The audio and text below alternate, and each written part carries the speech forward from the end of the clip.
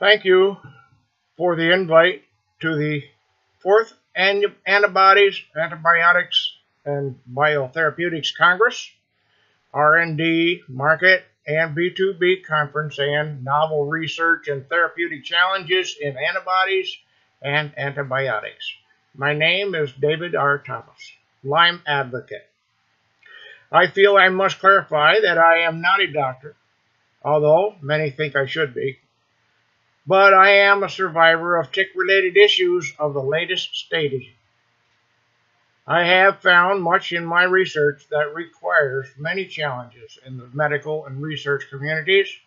I have been into the biological field most of my life. As a farm boy, I have been a farm animal health manager on my parents' dairy farm. I have taken my expertise as a dairy manager and troubleshooter mentality to helping my wife's excruciating carpal tunnel pain that the medical community has denied her, and developed the hand brace that eliminates the pain issue without drugs or surgery in her situation.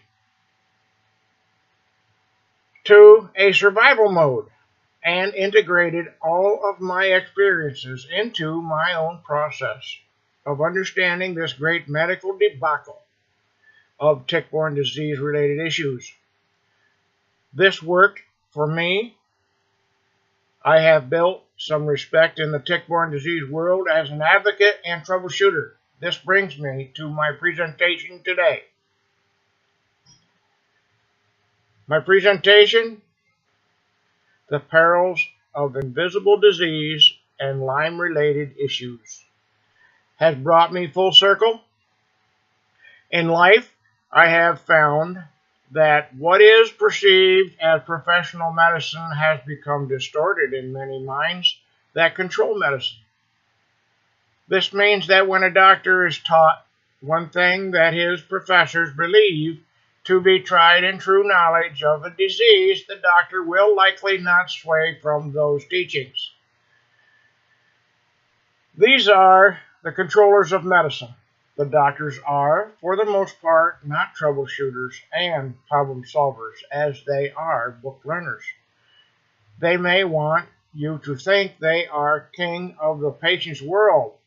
However, in the world of silent diseases, such as tick-borne diseases and issues, they are often the patient's dimming hope and demise.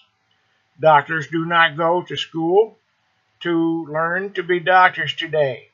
It seems to me that most go for the money, and they figure that all they have to do is memorize books of teachings, which are outdated.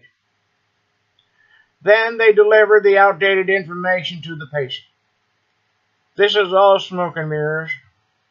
The doctor is often left with frustration and a big fat paycheck that is really hindering the health of the country, rather than improving the health of the country. We need to take control of pharmacy and drug producers away from pharmacy-controlled doctors, politicians, and insurance companies. I feel all medical leaders are pharmacy bought and paid. They are in control of a profit machine that is, in truth, destroying world health programs and benefiting from the great profit machine. This is the great bottom line. This brings me to the outdated medical practices. My research has found that outdated medicine has hindered the medical and patient communities concerned with Lyme and co-infections. In the non-Lyme literate world, 9 out of 10 general practitioners don't recognize our disease, but they can name the many symptoms caused by our disease. There is a pill for most symptoms related to tick-borne related health issues. For patients, this is frustrating. We know that there is something within us that the medical community is not dialing in on or is just not seeing. At this point, we patients are labeled as complainers and hypochondriacs looking for attention. The medicines that are used are often not effective or are very effective in subduing symptoms that only return to come back later and resulting in another round of medicines. Many patients become addicted to opiates or just plain need those painkillers to get through the day. Many of the medicines that pharmaceutical companies make today often do very little in the fight against tick-related issues.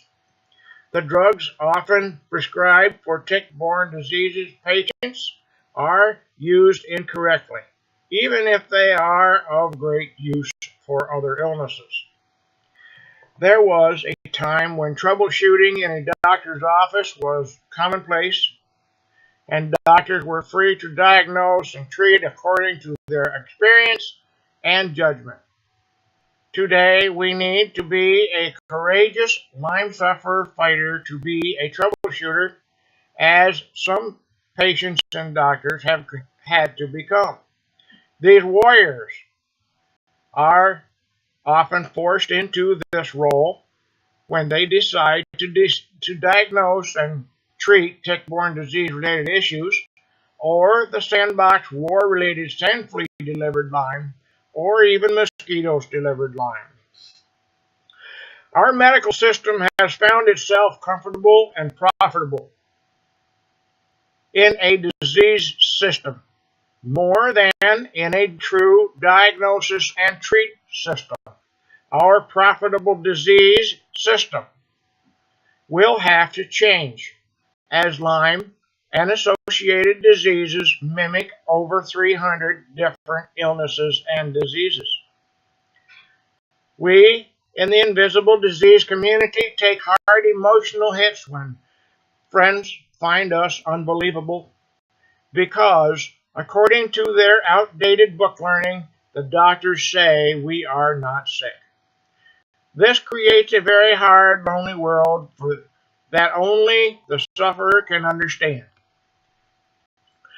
unless they know other invisible disease sufferers. We are isolated from our medical advisors and health professionals. However, this is changing as more medical professionals, politicians, and power brokers find themselves fighting our fight when they are infected with Lyme and co-infections. This brings me to the next issues of designing new cures, reinventing old cures, and new sciences. These will be our next generation medicines and even includes natural supplements that may have been proven helpful in the tick-borne related disease fight. We are discovering many forgotten natural therapies. Over the years, I feel these natural tools were deliberately marketed out of the knowledge base of medicine by the great American marketing machine. Natural healing tools were displaced in favor of the great lab designer drugs of today. This includes antibiotics such as penicillin. I am seeing great strides in understanding natural remedies for various diseases.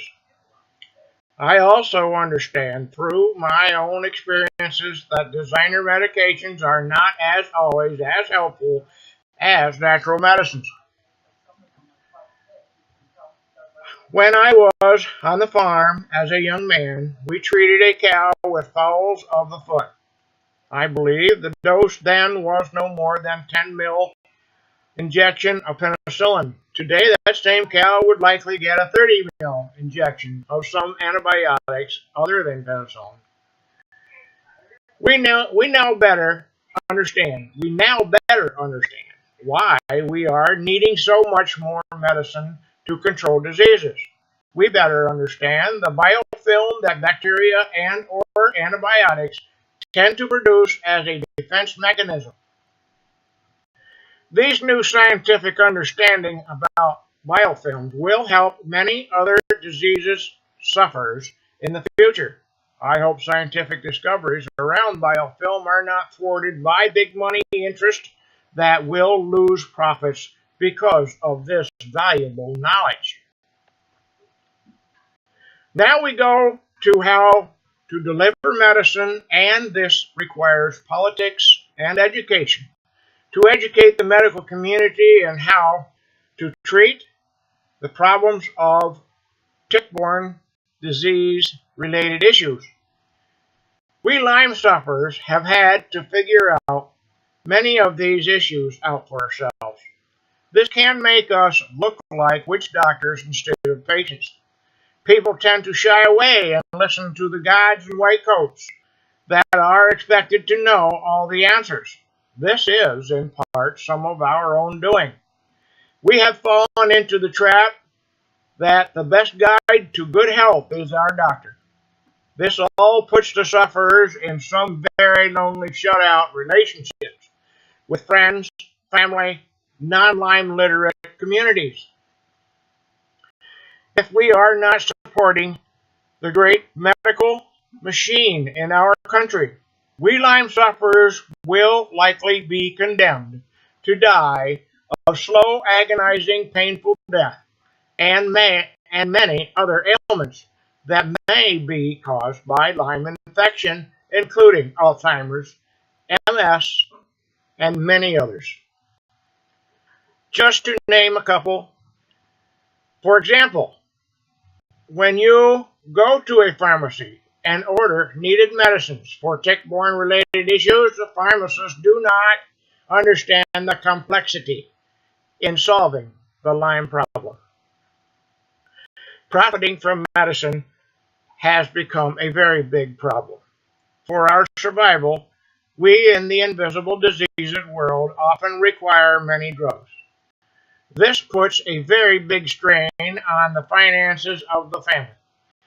Why wouldn't a country that knows the Lyme diagnostic tests are faulty want to go one step further and develop and use a more sensitive diagnostic test for Lyme? I feel that profit may have thwarted any funding or progression in the sciences of tick-borne related issues. I heard or read once from the Lyme Action Network,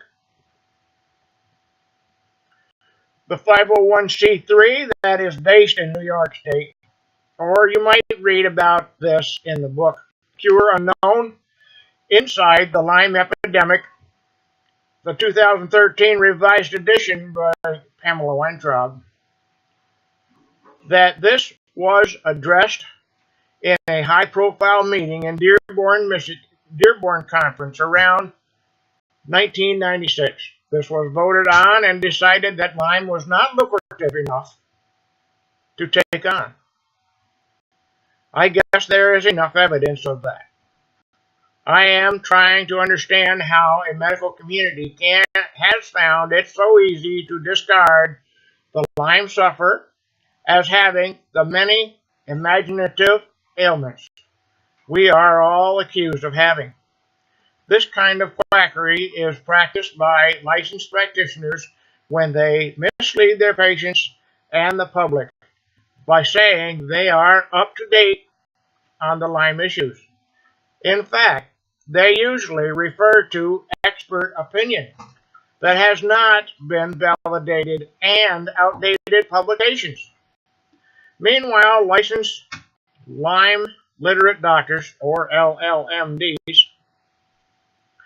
backed by decades of successful clinical practice treating Lyme sufferers, and many publications behind them, are under the threat of Centers for Disease Control and Prevention and the Infectious Diseases Society of America malpractice accusations.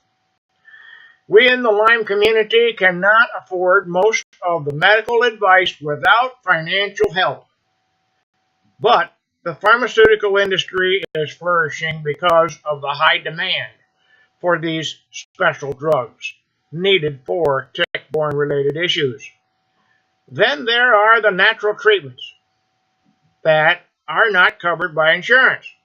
These supplements are often too costly for Lyme sufferers because poor health has led to job loss. Even accessing medicine is a challenge for many Lyme and tick-borne disease patients. This is because of CDC/IDSA pressure to not treat Lyme sufferers over a 21-day protocol. The guidelines that promote this strict protocol have been taken down from the Federal National Guidelines Clearinghouse, the NGC, because they fail to meet 2011 internationally accepted guidelines set by the Institute of Medicine, the IOM, and are recognized by Health and Human Services and the World Health Organization, WHO. And since this was put up, this NGC has been closed because of lack of funding. And the HHS still pushes the old guidelines. There are Lyme treatment guidelines that meet these 2011 IOM standards, and they were posted on the NGC that is no longer. They are by the International Lyme and Associated Diseases Society, where you can find those newer guidelines. It is very frustrating that the CDC continues to promote the outdated and delisted guidelines and ignores the updated guidelines. This will have to be addressed before this is a great improvement in the Lyme world, which is all of us. I have found that so many invisible disease sufferers find themselves ridiculed, shunned by family, society, community, and sometimes from the very support system that should have been there when one gets sick. We in the Lyme world find there is not the understanding needed for our very survival. This comes from the lack of knowledge in the general medical community and a necessary knowledge that is required to help diagnose and heal these sufferers.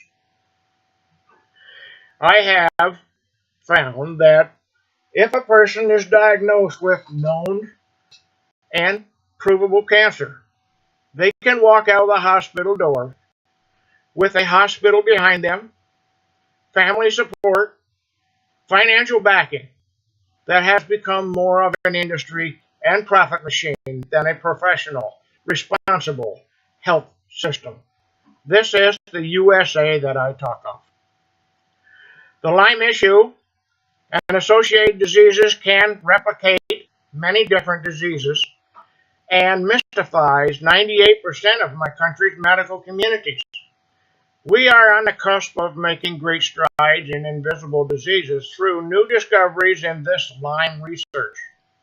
You have heard me bounce in and out and back and forth about how I feel the USA is failing people regarding tick-borne related issues.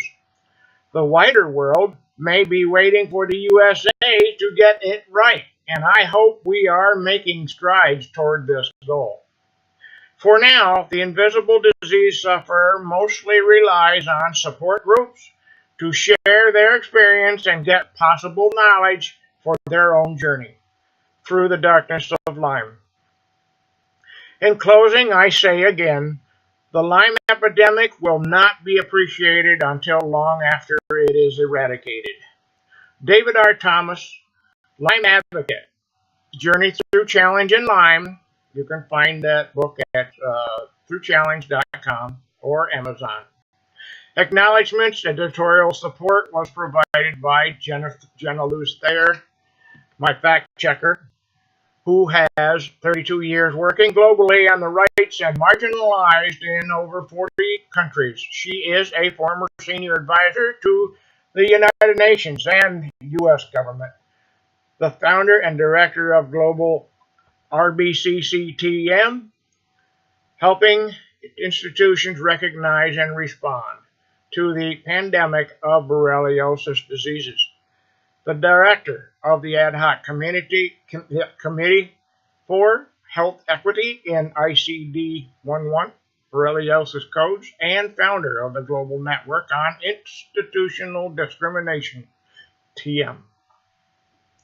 I, David R. Thomas, am not a doctor of medicine, as some seem to suggest, but I am a self-taught Lyme disease survivor, advocate that does speak, teach, and share his views of my many experiences that will need to be acknowledged along the way to understand this dreadful experience of tick-borne disease medical challenges. It is sad that our medical community has found itself so far behind in this pandemic of so many diseases. This article pertains to my experiences through challenges I have experienced and share with so many more I cannot count. Thank you for having me. Have a good day.